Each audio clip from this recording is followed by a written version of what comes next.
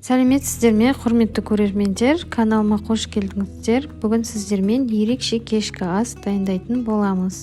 Дәмі өте керемет, күнделікті тағамды жасауға жалықсаңыз, осы тағамды жасап көріңіздер.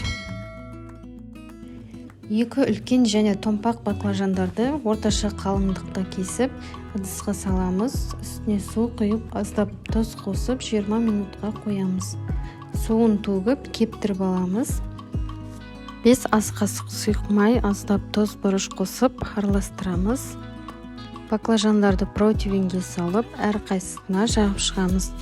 Қызып тұрған пеште 220 градуста 20 минуттай пісіреміз.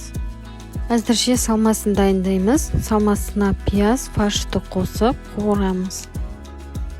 Ұсақтап туралған тәтті бұрышты саламыз.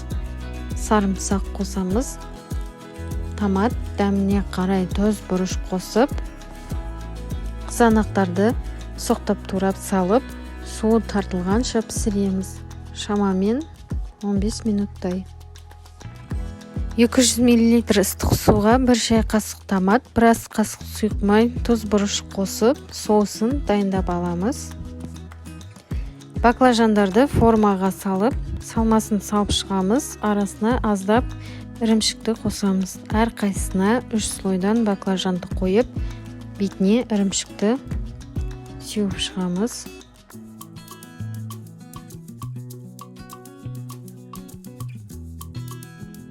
Соусын құйып, 190 градуста қызып тұрған пеште 20 минуттай пісіреміз.